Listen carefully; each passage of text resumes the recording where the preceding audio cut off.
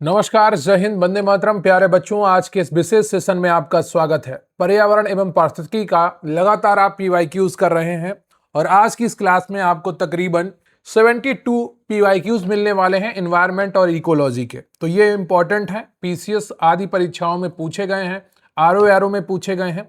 तो बहुत ही महत्वपूर्ण पीवाईक्यूज लेकर आया हूं। वीडियो को लाइक कर लीजिएगा, चैनल पर नए हैं चैनल को सब्सक्राइब कर लीजिएगा। तकरीबन आपके 300 से 400 पीवाईक्यूज ऑलरेडी मैं आपको करवा चुका हूं। आज की इस क्लास के 72 और फिर आने वाली क्लास के आपको 150 तकरीबन पीवाईक्यूज और मिलेंगे, जिससे आपकी तैयारी बहुत आसान हो जाएगी। और मैं प्रयास करूंगा कि 2-3 दिन में आपकी ये पूरा पीवाईक्यूज कंप्लीट करा के एक पूरा मैराथन वीडियो जोड़ के बना दूं, और जिससे आपको इधर उधर भागना ना पड़े, सारे पीवाईक्यूज एक ही जगह पर मिल जाएं। रही बात आज के इस सेशन की पीडीएफ की, तो स्क्रीन पर आपको व्हाट्सएप नंबर दिख रहा होगा, वहां पर जाकर आप हमारे साथ जुड़ सकते हैं और बहुत ही बेहतरीन पीडीएफ्स प्राप्त कर सकते हैं। फिर चाहे आप लोअर पीसीएस की तैयारी कर रहे हो, फॉरेस्ट गार्ड की तैयारी कर रहे हो, या फिर पीईटी 2026 की तैयारी करने वाले हो। अगर आप जुड़ना चाहते हैं तो स्क्रीन पर दिख रहा है व्हाट्सएप नंबर पर अपना एग्जाम लिख दीजिए और हम आपको पूरी जानकारी उपलब्ध कराएंगे कि किस प्रकार से आप हमारे साथ जुड़ सकते हैं। तो अभी हम पर्यावरण एवं पारिस्थितिकी के चैप्टर 4 कि क्वेश्चन नंबर 86 से 168 को कवर करेंगे। और क्वेश्चन है आपका कि गलत युग्म का चयन कीजिए। सब्जी जैव निम्नीकरण, कुल्हड़ गैर जैव निम्नीकरण, प्लास्टिक गिलास गैर जैव निम्नीकरण, कागज का प्याला जैव निम्नीकरण। तो ये सही उत्तर है आपका यहाँ पर ऑप्शन बी। जैव निम्नीकरण पदार्थ वे होते हैं जो कि जैविक प्रक्रियाओं, बैक्टीरिया और कवक द्वारा या के माध्यम से अपघटित हो जाते हैं। जैव निम्नीकरण पदार्थ के अपघटन से मिट्टी की उर्वरता में वृद्धि होती है। सब्जी, कुल्हड़, कागज का प्याला जैव निम्नीकरण पदार्थ के उदाहरण हैं। जिन पदार्थों का प्राकृतिक रूप से बैक्टीरिया और कवक द्वारा अपघटन नहीं किया जा सकता है और वह पदार्थ गैर जैव निम्नीकरण पदार्थ कहलाते हैं। इन पदार्थों से पर्यावरण में प्रदूषण फैलता है। प्लास्टिक गिलास गैर जैव निम्नीकरण पदार्थ का उदाहरण है। अगला प्रश्न है आपका कि जैव निम्नीकरण अपशिष्ट अजैव निम्नीकरण अपशिष्ट की तुलना में कम हानिकारक है, क्यों? क्योंकि यह प्राकृतिक रूप से टूट जाता है। ए ऑप्शन आपका सही है। जैव निम्नीकरण और अजैव निम्नीकरणीय में मुख्य अंतर यही है कि जैव निम्नीकरणीय पदार्थ सूक्ष्म जीवों द्वारा प्राकृतिक रूप से अपघटित हो जाते हैं, जबकि अजैव निम्नीकरण पदार्थ प्राकृतिक रूप से अपघटित नहीं होते हैं। जैव निम्नीकरण पदार्थ पर्यावरण के अनुकूल होते हैं और खाद बन सकते हैं, जबकि अजैव निम्नीकरण पदार्थ पर्यावरण प्रदूषण का कारण बनते हैं। अगला प्रश्न है आपका कि जलीय पारितंत्र में जैव आवर्धन की घटना का सर्वोत्तम अध्ययन रिक्त स्थान के मामले में किया जा सकता है। तो सही उत्तर है आपका यहां पर ऑप्शन डी, डीडीटी। जलीय पारितंत्र में जैव आवर्धन की घटना का सर्वोत्तम अध्ययन डीडीटी के मामले में किया जा सकता है। कीटनाशक पदार्थ, खरपतवार नाशी व अन्य क्लोरीन युक्त पदार्थ ऐसे पदार्थ हैं जिनका जीवधारियों द्वारा बहुत कम विघटन होता है, अर्थात ये अच्छेकारी होते हैं। ये पदार्थ खाद्य श्रृंखला के द्वारा पौधों व जंतुओं के शरीर में जाते हैं और वहीं से संचित होते रहते हैं। इसकी सांद्रता प्रत्येक पोषक स्तर पर बढ़ती जाती है और उच्च उपभोक्ता में अधिकतम हो जाती है। इस क्रिया को जैविक आवर्धन कहते हैं। अगला प्रश्न है आपका कि निम्नलिखित में से कौन सा पदार्थ जैविक आवर्धन दर्शाता है? तो सही उत्तर है आपका ऑप्शन ए, रासायनिक कीटनाशक। रासायनिक कीटनाशक जैविक आवर्धन दर्शाते हैं। रासायनिक कीटनाशक जैसे पदार्थ खाद्य श्रृंखला में संचित होते हैं और जैविक आवर्धन का कारण बनते हैं।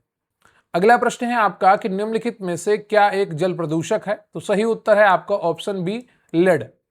लेड एक जल प्रदूषक है जो जल स्रोतों में मिलने पर जहरीला हो जाता है और मानव स्वास्थ्य, विशेष रूप से तंत्रिका तंत्र को नुकसान पहुंचा सकता है। जबकि कार्बन डाइऑक्साइड एक वायु प्रदूषक है जो ग्रीन हाउस गैस का काम करता है।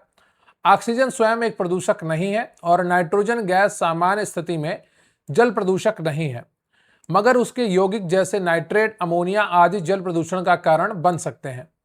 अगला प्रश्न है आपका कि अम्लीय वर्षा मुख्यतः वायुमंडल में किन दो गैसों की उपस्थिति के कारण होती है? बहुत ही आसान है, कई बार आपको करवाया है। सी ऑप्शन आपका सही है, सल्फर डाइऑक्साइड और नाइट्रोजन ऑक्साइड। ये गैसें हवा और पानी के साथ प्रतिक्रिया करके नाइट्रिक एसिड और सल्फ्यूरिक एसिड बनाती हैं, जो फिर वर्षा की बूंदों के रूप में पृथ्वी पर गिरते हैं। कमेंट बॉक्स में बताइएगा जो अम्लीय वर्षा होती है उसका पीएच मान कितना होता है। अगला प्रश्न है आपका कि निम्नलिखित में से कौन सा नगर पालिका ठोस अपशिष्ट गृह के संग्रह का स्रोत नहीं है। तो सही उत्तर है आपका ऑप्शन डी, रेडियो सक्रिय अपशिष्ट। रेडियो सक्रिय अपशिष्ट नगर पालिका ठोस अपशिष्ट के संयंत्र का स्रोत नहीं है। इसका पर्यावरण और स्वास्थ्य को गंभीर समस्याएं उत्पन्न होती हैं। किससे? रेडियो सक्रिय अपशिष्ट से। इसका प्रबंधन और निपटान MSW से अलग सख्त नियमों के अनुसार किया जाता है। अगला प्रश्न है आपका कि निम्नलिखित में से कौन सा पदार्थ जीवाणुओं की क्रिया से विघटित नहीं होगा। तो सही उत्तर है आपका ऑप्शन ए, प्लास्टिक। प्लास्टिक एक अजैव निम्नीकरणीय पदार्थ है, अर्थात यह जीवाणुओं या अन्य सूक्ष्म जीवों द्वारा आसानी से विघटित नहीं होता है। प्लास्टिक के निर्माण में इस्तेमाल होने वाले रसायन और इसकी जटिल संरचना के कारण सूक्ष्म जीव इसे विघटित नहीं कर पाते हैं, जबकि समाचार पत्र, कपास और फल जैव निम्नीकरणीय पदार्थ है। अगला प्रश्न है आपका कि विश्व जल दिवस को मनाया जाता है। तो यह आपका मनाया जाता है ऑप्शन ए, 22 मार्च को। विश्व जल दिवस प्रतिवर्ष 22 मार्च को मनाया जाता है। वर्ष 1992 में ब्राजील के रियो डी जनेरियो में आयोजित पर्यावरण और विकास पर संयुक्त राष्ट्र सम्मेलन में इसे मानने का निर्णय लिया गया है, मनाने का। पहला विश्व जल दिवस वर्ष 1983 में मनाया गया था। अगला प्रश्न है आपका कि भारत की निम्नलिखित नदियों में से किसे जैविक मरुस्थल कहते हैं। तो यह नदी है दामोदर। दामोदर नदी में व्याप्त जल प्रदूषण के कारण इसे जैविक मरुस्थल कहा जाता है। यह भारत की सर्वाधिक प्रदूषित नदियों में से एक है। गिरिडीह एवं दुर्गापुर के बीच लगभग 300 किलोमीटर लंबे मार्ग में तो यह जैविक मरुस्थल होकर रह गई है। दामोदर नदी को बंगाल का शोक भी कहा जाता है। अगला प्रश्न है आपका कि जल प्रदूषण निवारण तथा नियंत्रण अधिनियम किस वर्ष लागू किया गया।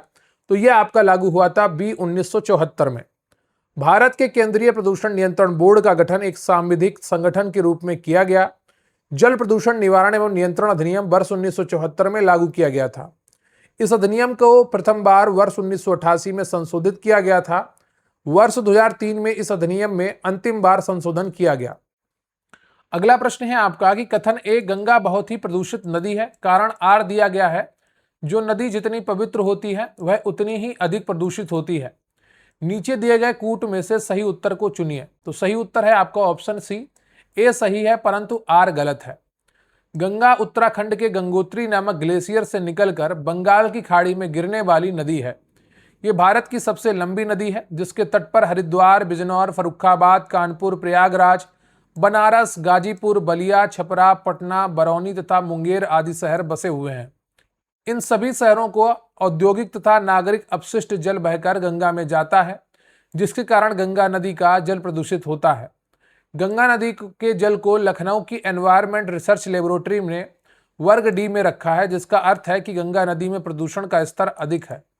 ये काफी पुराना प्रश्न है। अभी उस वर्ष की तुलना में गंगा की नदी में जो प्रदूषण है उसकी मात्रा काफी कम हुई है। सीवेज ट्रीटमेंट प्लांट बढ़े हैं, लेकिन अभी भी सुधार की आवश्यकता है।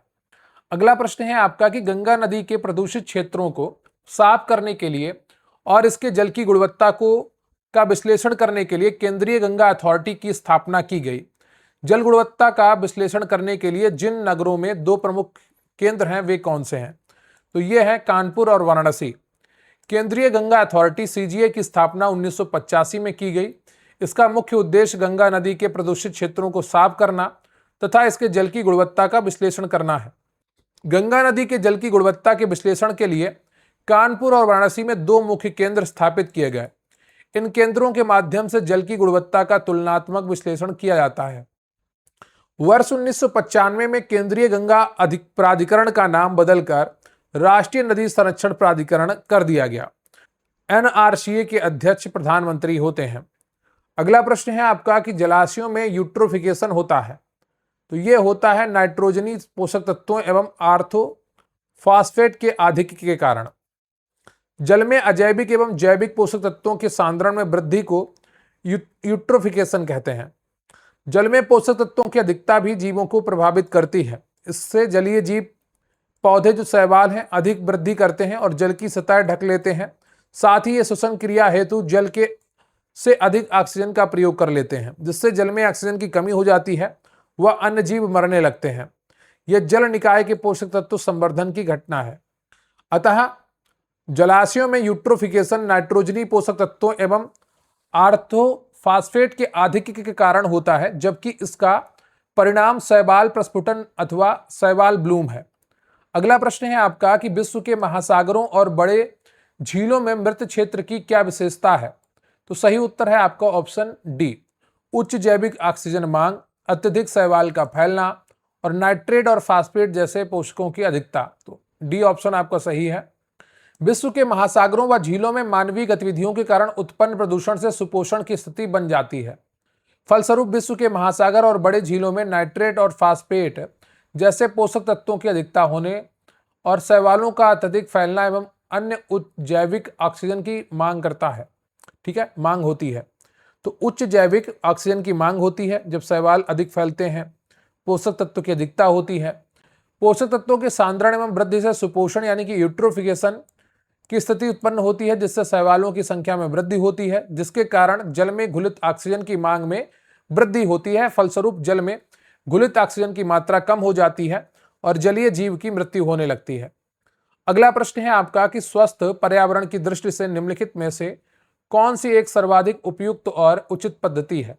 तो सही उत्तर है आपका ऑप्शन सी, घरेलू बाहित मल सीवेज को निर्मुक्त करने से पहले उपचार। स्वस्थ पर्यावरण की दृष्टि से घरेलू बाहित मल सीवेज को निर्मुक्त करने से पहले उपचार करना सर्वाधिक उचित और उपयुक्त पद्धति है। इसलिए गंगा नदी के किनारे बसे नगरीय संकुलों से निकलने वाले बाहित मल को एसटीपी के माध्यम से फिल्टर करके छोड़े जाने की आवश्यकता है। मल जल शोधन प्रक्रिया के अंतर्गत घरेलू तथा उद्योगों से निकलने वाले दूषित जल का शोधन करना है। अगला प्रश्न है आपका कि जैव ऑक्सीजन मांग बीओडी किसके लिए एक मानक मापदंड है? तो सही उत्तर है आपका यहां पर ऑप्शन सी, जलीय पारिस्थितिकी तंत्रों में प्रदूषण के मापन के लिए। आईएएस 2017 में पूछा गया प्रश्न है, जलीय पारिस्थितिकी तंत्रों में प्रदूषण के मापन के लिए जैव ऑक्सीजन मांग बीओडी को एक मानक मापदंड के रूप में प्रयुक्त किया जाता है। इसका उच्च होना जल में घुली हुई ऑक्सीजन की मात्रा की कमी का सूचक अर्थात जल के संक्रमण को दर्शाता है। बीओडी जल में उपस्थित ऑक्सीजन का मापक होता है। किसी जल क्षेत्र में बीओडी की अधिकता संकेत देती है कि उसका जल सीवेज से प्रदूषित हो रहा है। गंगा नदी में बीओडी सर्वाधिक मात्रा में कानपुर एवं प्रयागराज के बीच में पाया जाता है। अगला प्रश्न है आपका कि निम्नलिखित में से किसकी मात्रा अम्ल वर्षा में सबसे अधिक होती है? तो सही उत्तर है आपका H2SO4। अम्ल वर्षा में सर्वाधिक सल्फ्यूरिक अम्ल होता है और इसकी मात्रा लगभग 70% होती है, जबकि शेष नाइट्रिक अम्ल HNO3 होता है। अगला प्रश्न है आपका कि निम्नलिखित में से कौन सा एक पूर्वी कनाडा में एक प्रमुख पर्यावरणीय मुद्दा है? तो सही उत्तर है आपका यहाँ पर ऑप्शन ए, अम्ल अवक्षेपण यानी कि अम्ल वर्षण। पूर्वी कनाडा की एक प्रमुख पर्यावरणीय समस्या अम्ल वर्षा है। अम्ल वर्षा मुख्य रूप से कई उच्च अक्षांशीय देशों की समस्या है, जिनमें प्रमुख कनाडा, स्कैंडिनेवियन देश, इंग्लैंड, रूस है। इसका कारण वातावरण में सल्फर डाइऑक्साइड तथा नाइट्रोजन ऑक्साइड गैसों की बढ़ती मात्रा है। अम्ल वर्षा से जमीन, जीव जंतु एवं ऐतिहासिक धरोहर स्थलों को क्षति पहुंचती है। अगला प्रश्न है आपका कि निम्नलिखित में से कौन से भारत के कुछ भागों में पीने के जल में प्रदूषक के रूप में पाए जाते हैं? Arsenic, sorbitol, fluoride, formaldehyde, uranium. नीचे दिए गए कूट का सही प्रयोग कर सही उत्तर को चुनिए। तो यहाँ पर सही उत्तर है आपका ऑप्शन सी, 1, 3 और 5, आर्सेनिक, फ्लोराइड और यूरेनियम। भारत के कई राज्यों में पीने के जल में प्रदूषक के रूप में आर्सेनिक, फ्लोराइड और यूरेनियम जैसे घातक व जहरीले तत्व पाए जाते हैं। भारत में अधिकतर राज्य जल प्रदूषण से जूझ रहे हैं, जिनमें ओडिशा, मेघालय, मध्य प्रदेश, पश्चिम बंगाल आदि प्रमुख हैं। अगला प्रश्न है आपका कि यदि जल प्रदूषण इसी गति से होता रहा तो अंतोगत्वा जलीय जीवन के लिए ऑक्सीजन अणु अनुपलब्ध हो जाएंगे। यूपी पीसीएस और झारखंड पीसीएस में पूछा गया प्रश्न है, आईएएस में भी पूछा गया था यह प्रश्न। जल प्रदूषण की तीव्रता संपूर्ण पारिस्थितिकी और उनमें निवास करने वाले जीवधारियों को प्रभावित करेगी, विशेष रूप से जलीय जीवों को, जिनका संपूर्ण अस्तित्व ही जल पर निर्भर है। प्रदूषण से जल में उपस्थित ऑक्सीजन में कमी होने लगती है। फलस्वरूप अनेक प्रकार की बीमारियां उत्पन्न हो जाती हैं। साथ ही शैवाल, खरपतवार आदि उग आने से जलीय जीवों की ऑक्सीजन की कमी का सामना करना पड़ेगा। अगला प्रश्न है आपका कि निम्नलिखित जल स्रोतों में से किस एक के जल के फ्लोराइड से संदूषित होने की संभावना है? तो सही उत्तर है आपका ऑप्शन ए, भौम जल। भौम जल यानी कि भूजल के फ्लोराइड से संदूषित होने की संभावना होती है। फ्लोराइड भूजल का एक सामान्य घटक है। भूजल में फ्लोराइड की उपस्थिति चट्टानों के अपक्षय एवं तलछट से फ्लोराइड युक्त खनिजों की लिंचिंग यानी कि निक्षालन के कारण होती है, लीचिंग। इसके अलावा कृषि, फास्फेटिक उर्वरकों का उपयोग एवं औद्योगिक गतिविधियां भी भूजल में उच्च फ्लोराइड सांद्रता के लिए उत्तरदायी हैं। अगला प्रश्न है आपका कि यदि गृह वाहित मल बृहत मात्राओं में लगातार सरिता में विसर्जित किए जाते हैं तो निम्नलिखित में से कौन सा एक परिणाम घटित होगा? सही उत्तर है आपका ऑप्शन ए, सरिता जल के शैवाल प्रस्फुटन में वृद्धि। यदि गृह वाहित मल बृहत मात्राओं में लगातार सरिता नदी में विसर्जित किए जाते हैं, सरिता यानी कि नदी, तो नदी के जल में विलीन ऑक्सीजन, घुलित ऑक्सीजन का स्तर कम होगा। जल प्रदूषण से जल में काई की अधिकता हो जाती है तथा इसमें ऑक्सीजन की कमी हो जाती है, जिससे जलीय जीवों में श्वसन क्रिया में परेशानी आती है और वे मरने लगते हैं। जल एक रंगहीन द्रव है। इसका रासायनिक सूत्र H2O है। इसका घनत्व 4 डिग्री सेल्सियस पर अधिकतम होता है और इसका हिमांक 0 डिग्री सेल्सियस और क्वथनांक 100 डिग्री सेल्सियस होता है। अगला प्रश्न है आपका कि नदी का जल प्रदूषण मापा जाता है, तो ये मापा जाता है जल में घुली ऑक्सीजन की मात्रा से। यूपीपीएससी ROARO 2021 और IAS 1998 में पूछा गया प्रश्न है कि नदी के जल में प्रदूषण का मापन जल में घुली ऑक्सीजन की मात्रा से किया जाता है। जल में घुलित ऑक्सीजन की वह मात्रा जो जलीय जीवों के श्वसन के लिए आवश्यक होती है। जल प्रदूषण की मात्रा को BOD यानी कि बायोलॉजिकल ऑक्सीजन डिमांड तथा COD केमिकल ऑक्सीजन डिमांड के माध्यम से मापा जाता है। BOD और जल गुणवत्ता का पैमाना निम्नलिखित है। BOD स्तर PM 1 से 2 बहुत अच्छा, 3 से 5 मध्यम स्वच्छ, 6 से 9 कुछ प्रदूषित, 100 से या इससे अधिक अत्यधिक प्रदूषित। अगला प्रश्न है आपका कि अम्ल वर्षा में कौन सा अम्ल उपस्थित रहता है? तो ये होते हैं आपके उपयुक्त में से कोई नहीं, क्योंकि जब सल्फर डाइऑक्साइड SO2 और नाइट्रोजन के ऑक्साइड वायुमंडल में जल तथा ऑक्सीजन के साथ क्रिया करते हैं तो वे क्रमशः सल्फ्यूरिक अम्ल यानी कि H2SO4 एवं नाइट्रिक अम्ल HNO3 बनाते हैं। ये अम्ल फिर जल की बूंदों में घुल जाते हैं जिससे अम्ल वर्षा होती है। अम्ल वर्षा का pH लगभग 4.2 से 4.4 होता है, जो इसे सामान्य वर्षा 5.6 की तुलना में अधिक अम्लीय बनाता है। यानी कि जो अम्ल वर्षा है उसका pH मान 5.6 से कम होता है। अतः उपर्युक्त विकल्पों में कोई भी विकल्प सही नहीं है। अगला प्रश्न है आपका कि हमेशा रहने वाले प्रदूषकों से मानव स्वास्थ्य और पर्यावरण की सुरक्षा के लिए भारत ने स्टॉकहोम सम्मेलन की पुष्टि कब की है? तो सही उत्तर है आपका ऑप्शन बी, 2006। भारत ने 13 जनवरी 2006 को स्टॉकहोम समझौते की पुष्टि की थी। स्टॉकहोम कन्वेंशन मानव स्वास्थ्य एवं पर्यावरण को POPs, औद्योगिक रसायनों और कीटनाशकों से बचाने के लिए एक वैश्विक संधि है। यह संधि 2004 से लागू हुई, जबकि भारत में यह 2006 में लागू हुई थी। अगला प्रश्न है आपका कि बेसल समागम कन्वेंशन का उद्देश्य निम्नलिखित में से किसके प्रतिकूल प्रभावों से मानव स्वास्थ्य और पर्यावरण की रक्षा करना है? तो सही उत्तर है आपका खतरनाक अपशिष्ट। बेसल कन्वेंशन को 22 मार्च 1989 को स्विट्जरलैंड में अपनाया गया तथा 1992 में लागू किया गया था। इस कन्वेंशन का मुख्य उद्देश्य खतरनाक और अन्य अपशिष्ट निपटान को नियंत्रित और विनियमित करने के उपाय लाकर मानव स्वास्थ्य और पर्यावरण की रक्षा करना है। बेसल कन्वेंशन खतरनाक कचरे और अन्य कचरे की सीमा पार गतिविधियों को नियंत्रित करता है और अपने पक्षों को यह सुनिश्चित करने के लिए बाध्य करता है कि ऐसे कचरे का प्रबंधन और निपटान पर्यावरण की दृष्टि से सही तरीके से किया जाए। अगला प्रश्न है आपका कि बेसल कन्वेंशन, रॉटरडैम कन्वेंशन और स्टॉकहोम कन्वेंशन निम्नलिखित में से किससे संबंधित है? तो सही उत्तर है आपका ऑप्शन बी, प्रदूषकों के प्रबंधन से। बेसल कन्वेंशन, रॉटरडैम कन्वेंशन और स्टॉकहोम कन्वेंशन प्रदूषकों के प्रबंधन से संबंधित है। बेसल सम्मेलन जो था वो खतरनाक अपशिष्ट पदार्थों के सीमा पार स्थानांतरण के नियंत्रण और इन पदार्थों के निपटारे से संबंधित अंतरराष्ट्रीय संधि है। यह संधि 22 मार्च 1989 को हस्ताक्षरित की गई। रॉटरडैम कन्वेंशन 10 सितंबर 1998 को हस्ताक्षरित किया गया। रॉटरडैम कन्वेंशन खतरनाक रसायनों के आयात के संबंध में साझा जिम्मेदारियों को बढ़ावा देने के लिए एक बहुपक्षीय संधि है। स्वीडन के स्टॉकहोम में स्थायी जैविक प्रदूषकों पीओपीज पर स्टॉकहोम कन्वेंशन वर्ष 2001 में हस्ताक्षरित किया गया और ये मई 2004 में लागू हुआ। अगला प्रश्न है आपका कि मृदा क्षरण को रोका जा सकता है, तो वनारोपण से रोका जा सकता है। आरओ परीक्षा 2014 में पूछा गया प्रश्न है और बहुत ही आसानी से आप इसका उत्तर कर पाए होंगे।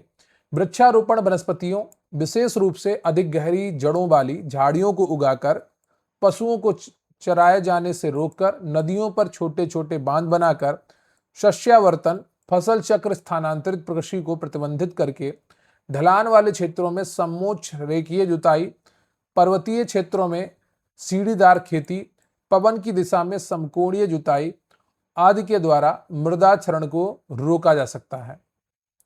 अगला प्रश्न है आपका कि नीचे दिए गए कथन ए है कि प्रदूषणकारी क्रियाकलापों की रोकथाम तथा नियंत्रण करने के लिए प्रशासनिक इच्छा शक्ति की आवश्यकता होती है। कारण आर दिया गया है कि जन मित्रवत पर्यावरण का सृजन और रखरखाव अंतर विषयक प्रयासों की सफलता पर निर्भर करता है। तो पूछा गया है यहाँ पर कथन ए और कारण के आधार पर 4 ऑप्शन है और सही उत्तर है आपका ऑप्शन ए और आर दोनों सही है, यानी कि कथन और कारण सही है और कारण कथन की सही व्याख्या करता है। प्रदूषणकारी क्रियाकलापों को रोकने के लिए प्रशासनिक इच्छा शक्ति आवश्यक है, क्योंकि जनहितकारी पर्यावरण का निर्माण तथा संरक्षण सरकार तथा जनता के अंतर विषयक प्रयासों पर निर्भर करता है। अगला प्रश्न है आपका कि कथन ए दिया गया है कि मृदा प्रदूषण औद्योगिक प्रदूषण की अपेक्षा अधिक खतरनाक होता है। कारण दिया गया है उर्वरक तथा कीटनाशक खाद्य श्रृंखलाओं में प्रवेश कर जाते हैं। तो सही उत्तर है आपका ऑप्शन ए।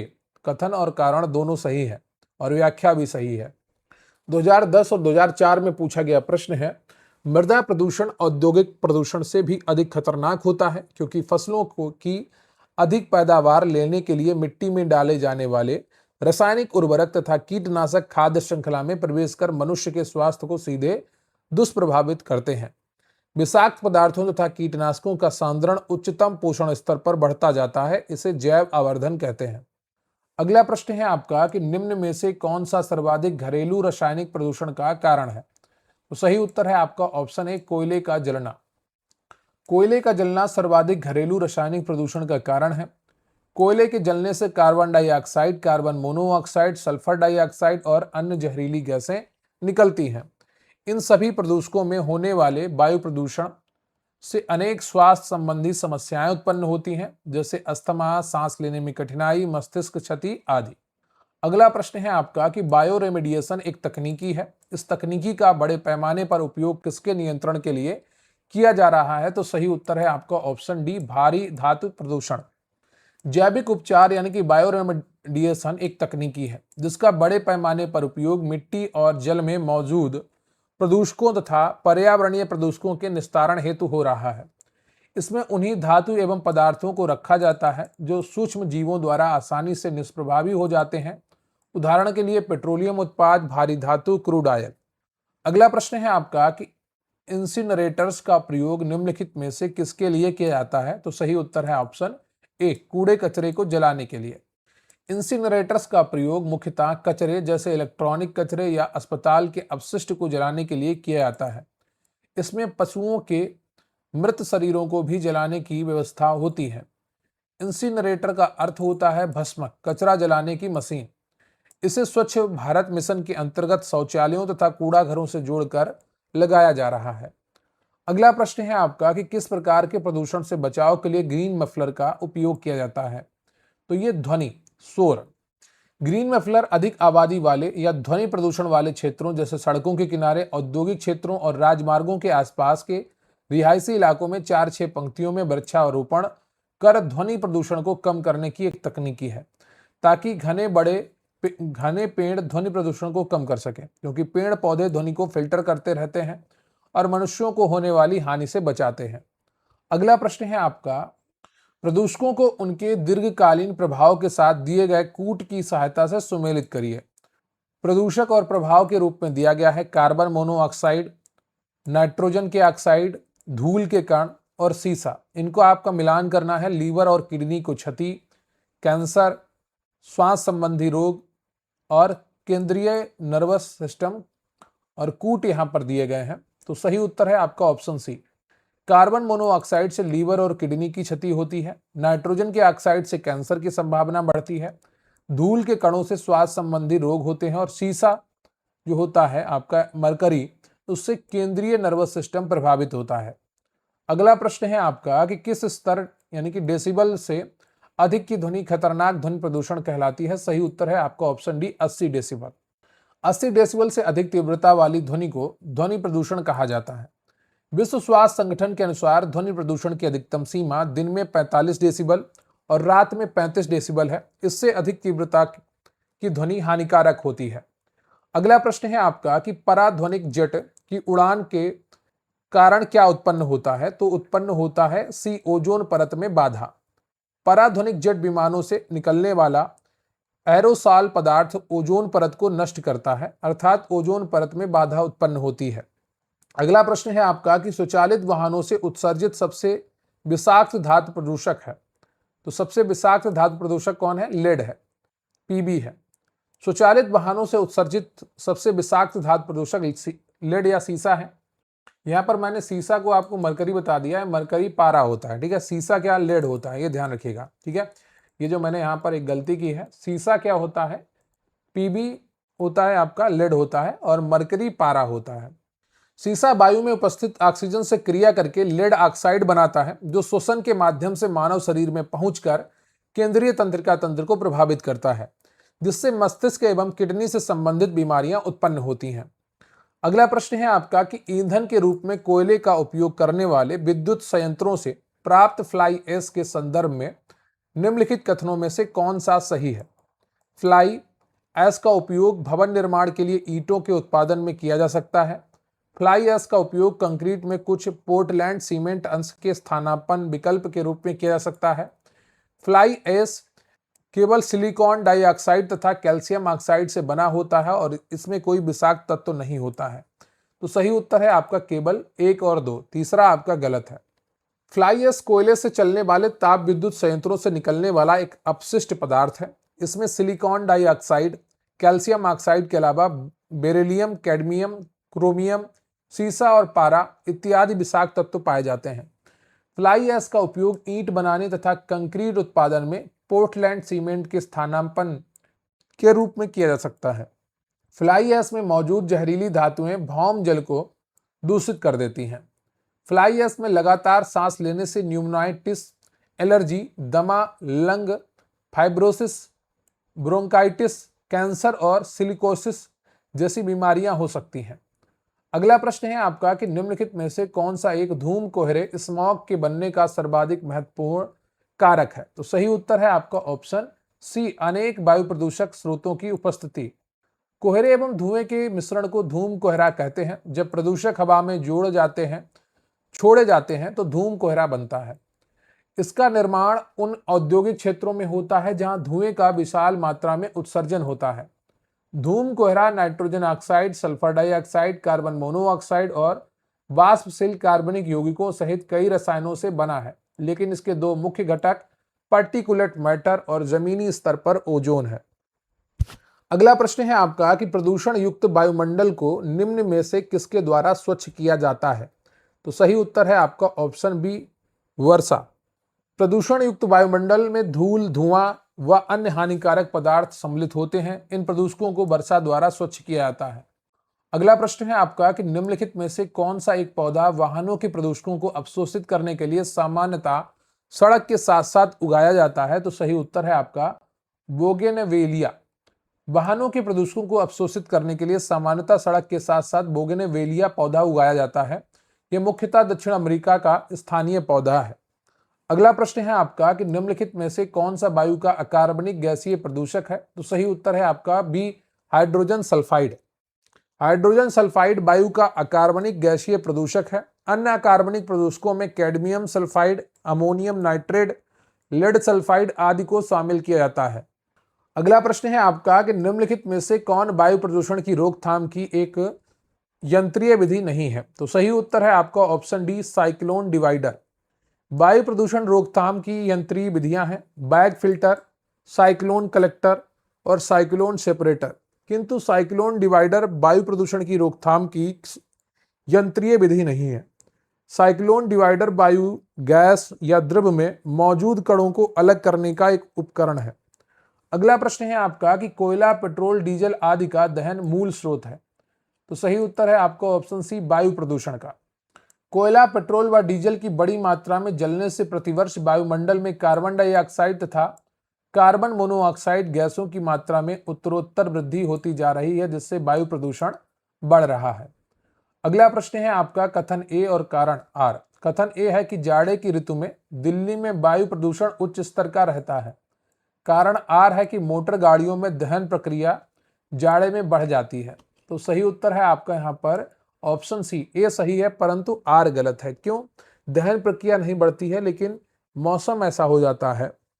जाड़े की ऋतु में दिल्ली में वायु प्रदूषण का उच्च रहता है स्तर, क्योंकि जाड़े के मौसम में हवाएं ठंडी होने से भारी होकर नीचे बैठती हैं, जिसके कारण वायुमंडल की निचली परत में प्रदूषकों का सांद्रण बढ़ जाता है।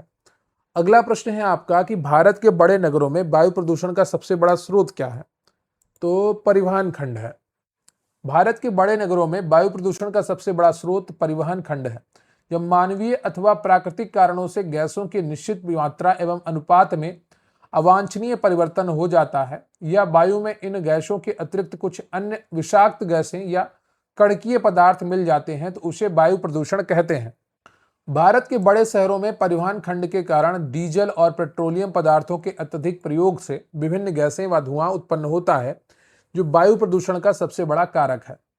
अगला प्रश्न है आपका कि वायुमंडल में धूम कोहरा आवश्यक रूप से निम्नलिखित में से किसकी उपस्थिति के कारण उत्पन्न होता है? तो सही उत्तर है आपका ऑप्शन डी, नाइट्रोजन तथा सल्फर डाइऑक्साइड। वायुमंडल में धूम कोहरा आवश्यक रूप से नाइट्रोजन और सल्फर डाइऑक्साइड तथा कुछ अन्य कार्बनिक यौगिकों की उपस्थिति के कारण उत्पन्न होता है। धुएं तथा कोहरे के मिश्रण को धूम कोहरा कहते हैं। सामान्यतः धूम कोहरा जो ठंडी नम जलवायु से होता है, धुआं, कोहरा एवं सल्फर डाइऑक्साइड का मिश्रण है। रासायनिक रूप से यह एक अपचायक मिश्रण है। अगला प्रश्न है आपका कि प्रदूषण के अध्ययन में एसपीएम किसे निर्दिष्ट करता है? तो सही उत्तर है आपका option D, suspended particulate matter. Suspended particulate matter अत्यंत महीन धूल कण होते हैं। 10 माइक्रोमीटर से छोटे कणों को PM10 कहते हैं। ये धूल कण श्वास के माध्यम से सीधे फेफड़ों में पहुंच जाते हैं, जिनका मुख्य प्रभाव फेफड़ों में जलन पैदा करना तथा उनकी कार्य क्षमता को कम करना होता है। अगला प्रश्न है आपका कि सर्विस स्टेशन पर मोटर कारों के प्रदूषण जांच में निम्नलिखित में से किसकी पहचान तथा उसकी मात्रा को मापा जाता है? तो सही उत्तर है आपका option C, carbon monoxide. Service स्टेशनों पर मोटर कारों की प्रदूषण जांच में मुख्य रूप से कार्बन मोनोऑक्साइड की मात्रा मापी जाती है। CO एक घातक गैस है जो वाहनों के ईंधन के अधूरे दहन से निकलती है। यह मानव स्वास्थ्य के लिए खतरनाक होती है क्योंकि यह रक्त में ऑक्सीजन के परिवहन को अवरुद्ध कर देती है। अब पेट्रोल में सीसा नहीं होता है क्योंकि सीसा रहित पेट्रोल का उपयोग किया जाता है।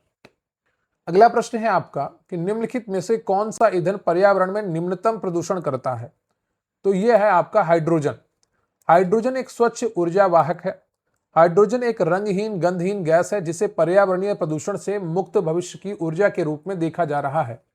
इसकी इकाई द्रव्यमान ऊर्जा सबसे ज्यादा होती है और यह जलने पर उप उत्पाद के रूप में ऑक्सीजन के साथ संयुक्त होकर जल का निर्माण करता है।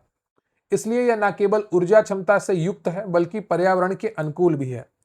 अगला प्रश्न है आपका कि निम्नलिखित में से कौन सा पादप समूह वायु में SO2 के प्रदूषण के सूचक की तरह प्रयुक्त होता है? तो सही उत्तर है आपका option C, lichen. Lichen thallophyta समूह की वनस्पति है जो कवक तथा शैवाल दोनों से मिलकर बनती है। इसमें कवक तथा शैवाल का संबंध परस्पर सहजीवी जैसा होता है। ये समुद्र के किनारों से लेकर पहाड़ों के ऊंचे शिखर तक पाए जाते हैं। टुंड्रा प्रदेशों में लाइकेन वनस्पति प्रचुर मात्रा में पाई जाती है। सल्फर डाइऑक्साइड SO2 की सूक्ष्म मात्रा का इनकी वृद्धि पर दुष्प्रभाव पड़ता है, अतः ये वायु में विशेषता SO2 के प्रदूषण के सूचक की तरह प्रयुक्त होते हैं। अगला प्रश्न है आपका कि धूल प्रदूषण रोकने के लिए उपयुक्त वृक्ष कौन सा है? तो सही उत्तर है आपका सीता अशोक। धूल प्रदूषण रोकने के लिए उपयुक्त वृक्ष सीता अशोक है। सीता अशोक एक वर्षा वन का पेड़ है तथा यह दक्कन के पठार एवं पश्चिमी घाट क्षेत्र में पाया जाता है। अगला प्रश्न है आपका कि यूरो नॉर्म्स बनाए गए हैं, तो ये बनाए गए हैं वाहनों से निकलने वाली हानिप्रद गैसों को नियंत्रित करने के लिए। वाहनों से निकलने वाले धुएं से होने वाले प्रदूषण पर नियंत्रण के लिए यूरोपीय समुदाय के देशों ने जो मानदंड निर्धारित किए हैं उन्हें यूरो नॉर्म्स कहते हैं। भारत में इसके समतुल्य भारत स्टेज बनाया गया है। अगला प्रश्न है आपका कि इंडोर वायु प्रदूषण का सर्वाधिक महत्वपूर्ण प्रदूषक है, तो सही उत्तर है आपका option D radon gas. Indoor वायु प्रदूषण का सर्वाधिक महत्वपूर्ण प्रदूषक रेडान गैस है। ये रेडियम से उत्सर्जित होती है तथा प्राकृतिक रूप से मृदा से उत्सर्जित होती रहती है। रेडान एक रंगहीन गंधहीन रेडियो एक्टिव अक्रिय गैस है। इस गैस से फेफड़े का कैंसर तथा रक्त कैंसर होने की संभावना होती है। अगला प्रश्न है आपका कि निम्नलिखित में से कौन एक निम्नीकरणीय प्रदूषक है? तो सही उत्तर है आपका ऑप्शन सी घरेलू बाहित मल। प्लास्टिक बैग थैलियां पर्यावरण के लिए संभाव्य जोखिम है। निम्न में से कौन सा विकल्प इसे सही वर्णित करता है? तो सही उत्तर है आपका ऑप्शन डी ये जैव अनिम्नीकरणीय होती है। प्लास्टिक बैग थैलियां पर्यावरण के लिए संभाव्य जोखिम है क्योंकि ये जैव अनिम्नीकरणीय होती हैं। असंतृप्त हाइड्रोकार्बन जैसे इथिलीन प्रोपिलीन आदि के बहुलीकरण के बाद जो उच्च बहुलक बनते हैं उसे प्लास्टिक कहते हैं। प्लास्टिक प्राकृतिक रूप से न विघटित होने वाला एक बहुलक है। प्लास्टिक मुख्यतः दो प्रकार का होता है, थर्मोप्लास्टिक थर्मोसेटिंग प्लास्टिक और थर्मोप्लास्टिक का पुनर्चक्रण संभव है।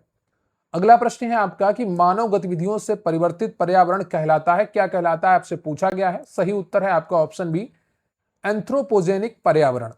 मानव गतिविधियों से परिवर्तित पर्यावरण को एंथ्रोपोजेनिक पर्यावरण कहते हैं। मानवीय गतिविधियों द्वारा पर्यावरण के प्रदूषित होने को एंथ्रोपोजेनिक प्रदूषण कहा जाता है। पर्यावरण के अजैविक घटकों वायु जल और मृदा के भौतिक रासायनिक एवं जैविक अभिलक्षणों में होने वाला यह अवांछनीय परिवर्तन जिससे जीवन पर नकारात्मक प्रभाव पड़ता है प्रदूषण कहलाता है। अगला प्रश्न है आपका कि निम्नलिखित में से कौन द्वितीयक प्रदूषक है? तो सही उत्तर है आपका ऑप्शन ए स्मॉग। वे प्रदूषक या जो प्राकृतिक या मानवीय क्रियाकलापों द्वारा सीधे वायु में निष्कासित होते हैं प्राथमिक प्रदूषक कहलाते हैं, जैसे carbon dioxide carbon monoxide nitrogen के ऑक्साइड सल्फर डाइऑक्साइड आदि। ऐसे वायु प्रदूषक जो प्राथमिक वायु प्रदूषकों तथा सामान्य वातावरणीय यौगिकों के बीच रासायनिक अभिक्रिया के फलस्वरूप उत्पन्न होते हैं द्वितीयक प्रदूषक कहलाते हैं, जैसे सल्फ्यूरिक अम्ल H2SO4 धूम कोहरा ओजोन आदि। अगला प्रश्न है आपका कि उर्वरक के अत्यधिक प्रयोग से होता है तो क्या होता है? मृदा प्रदूषण होता है, जल प्रदूषण होता है और वायु प्रदूषण होता है, ये तीनों होते हैं। उर्वरकों के अत्यधिक प्रयोग से मृदा जल एवं वायु तीनों प्रकार के प्रदूषण होते हैं। उर्वरकों का प्रयोग मृदा में होता है, मृदा पर फसलों की सिंचाई की जाती है जिसके बाष्पीकरण के फलस्वरूप प्रदूषक वायु में पहुंचते हैं। अतः उर्वरक के अत्यधिक प्रयोग से मृदा जल एवं वायु तीनों प्रकार के प्रदूषण होते हैं। पीसीएस 2016 का यह प्रश्न था। अगला प्रश्न जो है आपका सूची मिलान है। एक तरफ त्वचा कैंसर है, ध्वनि प्रदूषण है, वैश्विक तापन है, ओजोन छिद्र है, दूसरी तरफ उनके कारण दिए गए हैं क्लोरोफ्लोरोकार्बन पराबैंगनी प्रकाश डेसिबल और carbon dioxide.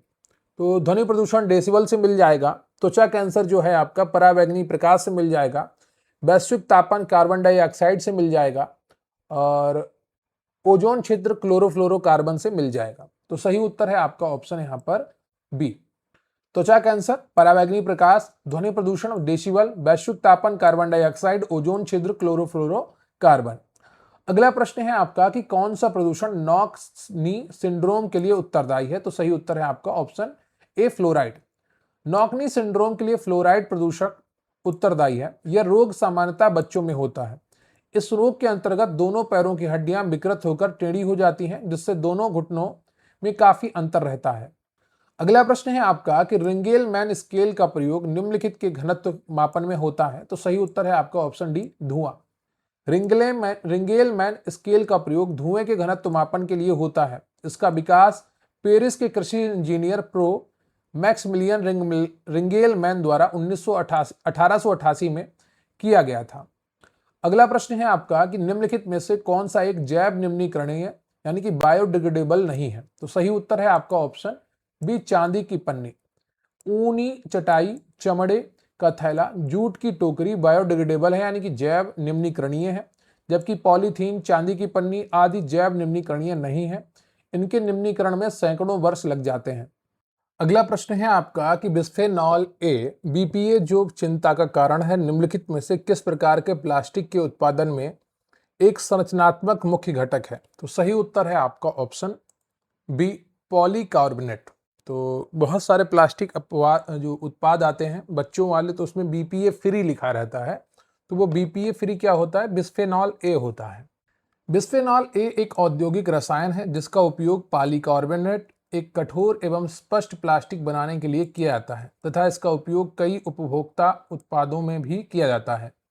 BPA epoxy resin में भी पाया जाता है जो कुछ धातु आधारित खाद्य सामग्री के डिब्बे के अंदर एक सुरक्षात्मक स्तर के रूप में कार्य करता है।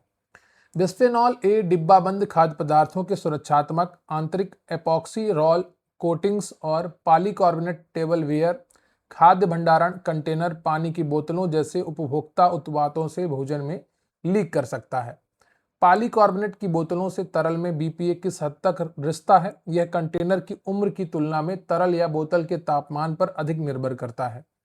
बीपीए दूध में भी जा सकता है। लोगों का बीपीए के प्रति चिंतित होने का कारण यह है कि बीपीए के लिए मानव जोखिम व्यापक है।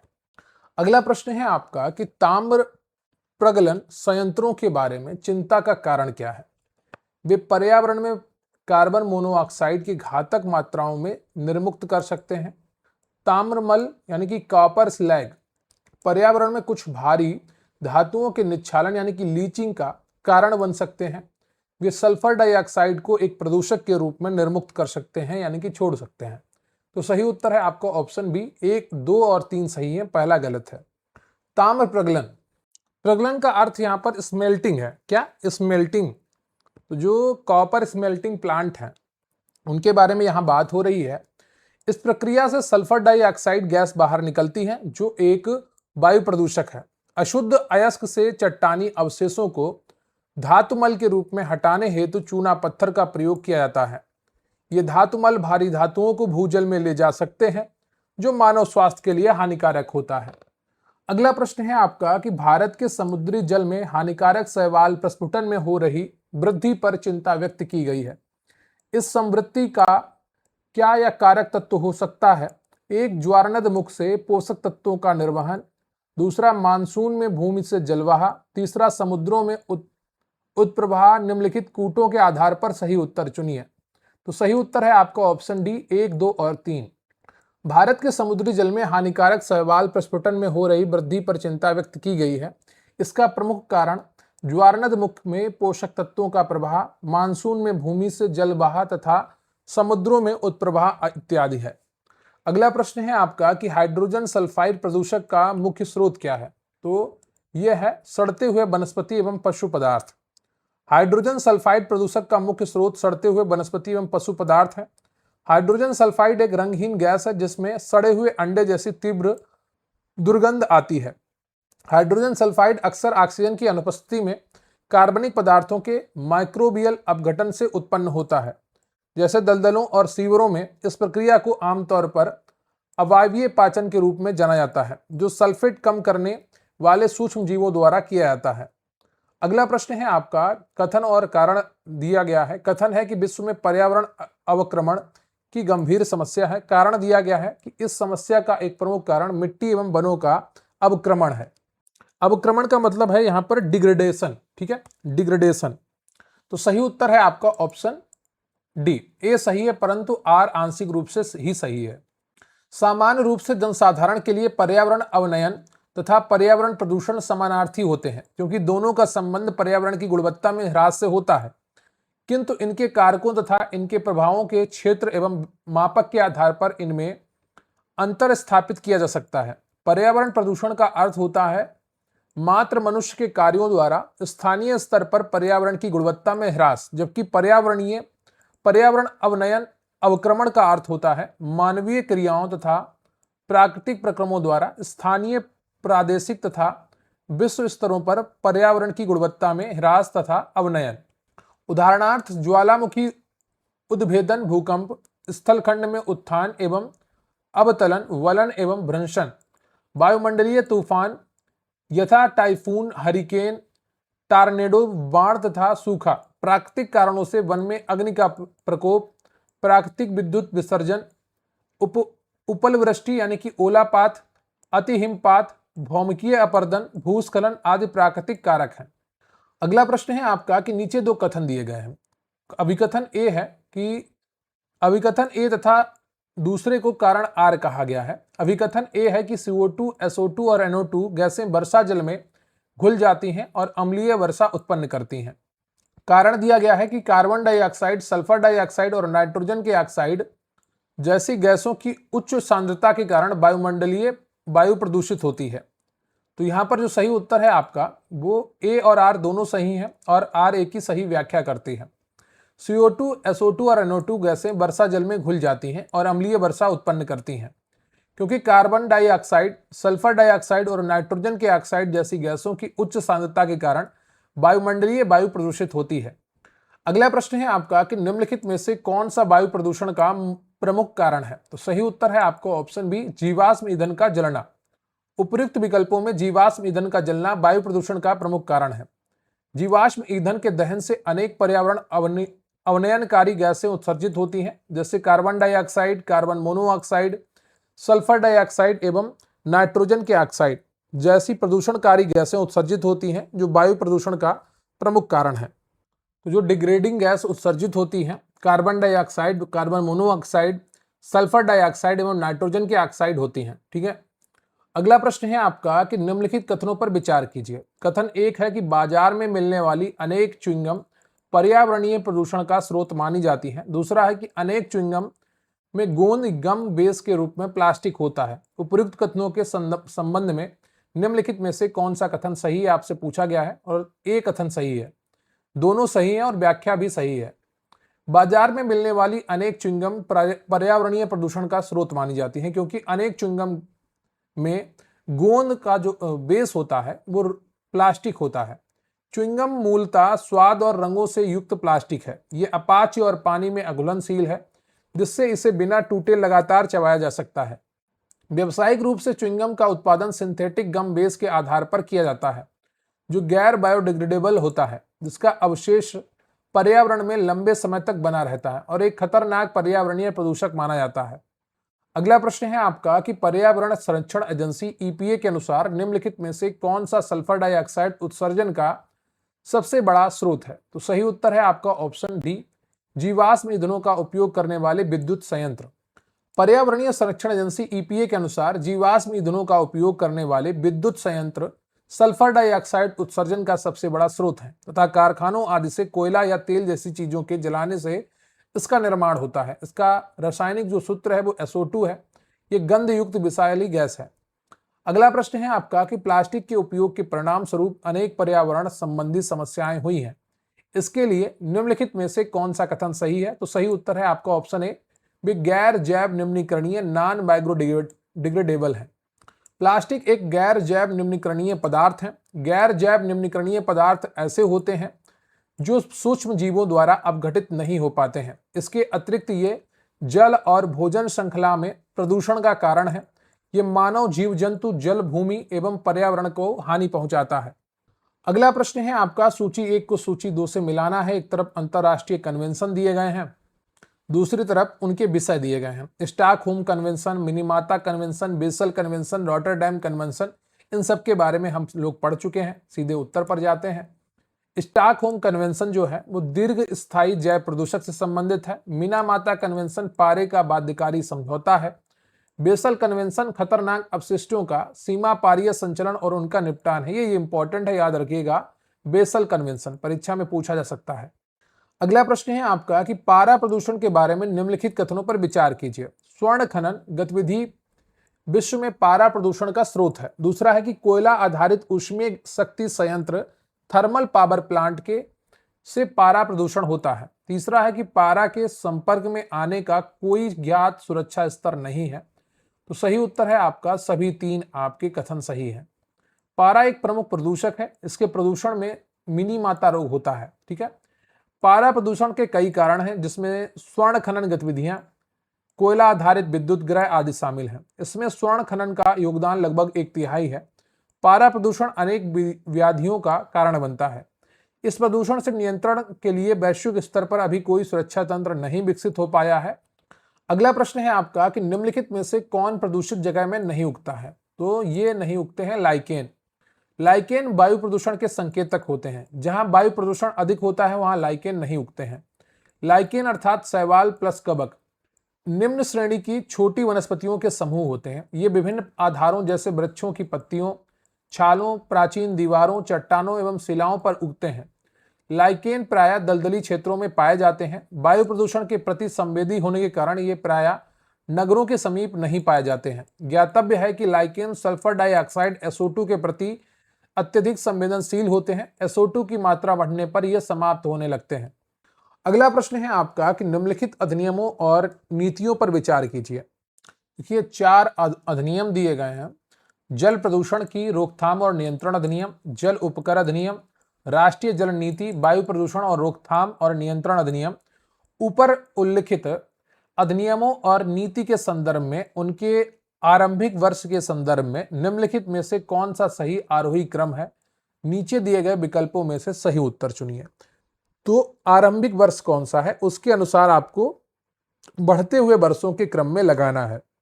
तो सही उत्तर है आपका यहां पर ऑप्शन ए 1, 2, 4, 3। सबसे पहले आता है जल प्रदूषण की रोकथाम और नियंत्रण अधिनियम 1974 में, फिर आता है जल उपकर अधिनियम 1970 में, फिर आता है वायु प्रदूषण की रोकथाम और नियंत्रण अधिनियम 1981 और फिर आती है जल नीति 1987 में। अगला प्रश्न है आपका कि डाइक्लोरो डाइफिनाइल ट्राइक्लोरोइथाइन DDT एक है, तो ये क्या है? एक आपसे पूछा गया है। तो ये है आपका अजैव अपघटीय प्रदूषक। डाइक्लोरो डाइफिनाइल ट्राइक्लोरोइथाइन एक अजैव अपघटनीय प्रदूषक है, अर्थात जो अपघटित नहीं होता है। DDT का प्रयोग कृषि में कीटनाशक के रूप में किया जाता है तथा कुछ देशों में इसे मलेरिया नियंत्रण के लिए प्रयोग किया जाता है। संयुक्त राष्ट्र ने 1972 से इसके प्रयोग को प्रतिबंधित कर दिया है। अगला प्रश्न है आपका कि अनुमति योग्य शोर के स्तर के संदर्भ में सूची 1 को सूची 2 से सुमेलित करना है। एक तरफ औद्योगिक क्षेत्र दिए गए हैं, शांत क्षेत्र दिए गए हैं, दूसरी तरफ अनुमति दी गई है। तो यहां पर जो सही मिलान है सीधे उसी को देते हैं। शांत क्षेत्र में 50 dB, आवासीय क्षेत्र में 55 dB, व्यापारिक क्षेत्र में 65 dB और औद्योगिक क्षेत्र में 70 dB आपका होना चाहिए। अगला प्रश्न है आपका कि पर्यावरण निम्नीकरण के कारण मानव के लिए मुख्य हानि निम्नलिखित में से किसमें होती है? तो सही उत्तर है आपका ऑप्शन बी पारितंत्र सेवाएं में। पर्यावरण निम्नीकरण के कारण मानव के लिए मुख्य हानि पारितंत्र सेवाओं में होती है। पर्यावरण निम्नीकरण के कारण प्राथमिक उपभोक्ताओं की उत्पादन क्षमता प्रभावित होती है। वायु प्रदूषण, जल प्रदूषण, ग्लोबल वार्मिंग इत्यादि पर्यावरण निम्नीकरण के ही दुष्परिणाम हैं। इन सभी दुष्परिणामों से मानव जीवन के पारितंत्र सेवाओं में प्रत्यक्ष या अप्रत्यक्ष रूप से बाधा उत्पन्न होती है। अगला प्रश्न है आपका कि निम्नलिखित में से कौन से जैव अपघटीय प्रदूषक हैं? तो सही उत्तर है आपका ऑप्शन ए सीवेज। जैव अपघटनीय प्रदूषक वे होते हैं जिन्हें सूक्ष्म जीवों द्वारा समय के साथ अपघटित किया जा सकता है। अतः सीवेज मुख्यतः मानव अपशिष्ट, खाना, डिटर्जेंट आदि का मिश्रण होता है, जैविक रूप से अपघटनीय होता है। यह जैव अपघटनीय प्रदूषक है।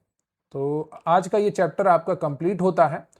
वीडियो को लाइक करिएगा, चैनल पर नए हैं चैनल को सब्सक्राइब करिएगा और अपने दोस्तों के साथ भी शेयर करिएगा और कमेंट करके बताइएगा कि आपको आज का सेशन कैसा लगा। ये PDF आपको पेड बैच में उपलब्ध करवा दी जाएगी। रही बात अगले चैप्टर की, उसमें तकरीबन 150 प्रश्न हैं। कहिए तो एक ही वीडियो में करा दूं या अलग अलग करा दूं, आप कमेंट बॉक्स में बताइएगा। और आप हमारे साथ जुड़ सकते हैं स्क्रीन पर दिख रहे व्हाट्सएप नंबर पर मैसेज करके। ठीक है, एक स्क्रीन पर दिख रहे व्हाट्सएप नंबर पर अपना मैसेज करिए और अपने नाम लिखिए एग्जाम का, और हम आपको पूरी जानकारी उपलब्ध कराएंगे किस प्रकार से आप हमारे साथ जुड़ सकते हैं। लोअर PCS के, UPSSC PET के, PCS के बहुत अच्छे नोट्स और प्रैक्टिस सेट हम आपको उपलब्ध करवा रहे हैं। सबसे आसान तरीका होता है किसी भी रिवीजन करने का, किसी भी टॉपिक का, किसी भी सब्जेक्ट का, उनके क्विक रिवीजन वन लाइनर्स आपके पास हों। तो अगर आपके पास क्विक रिवीजन वन लाइनर्स हैं तो बहुत आसानी से आप पूरा सब्जेक्ट रिवाइज कर लेते हैं, क्योंकि वो आसान भाषा में होते हैं। थ्योरी को रिवाइज करना पूरा थोड़ा कठिन होता है। तो अगर आप भी जुड़ना चाहते हैं हमारे साथ तो स्क्रीन पर व्हाट्सएप नंबर दिख रहा है, वहां पर आप मैसेज करिए और हम आपको पूरा कंटेंट उपलब्ध कराएंगे। लगातार आपको हम पीवाईक्यूज भी करा रहे हैं, तकरीबन 500 पीवाईक्यूज आपके करवाए जा चुके हैं और कुछ पीवाईक्यूज और बचे हैं एक चैप्टर में पर्यावरण के, वो भी हम अगले वीडियो में करवा देंगे। तो मिलेंगे फिर किसी अन्य वीडियो में। अच्छे अच्छे कमेंट करिएगा, आपके कमेंट्स हमारे लिए ऊर्जा का काम करते हैं। तो कमेंट अच्छे जरूर किया करिए और निरंतर पढ़ते रहिए। शुभकामनाएं मेरी आपके साथ हैं। मिलते हैं अगले सेशन में, तब तक के लिए जय हिंद, जय भारत।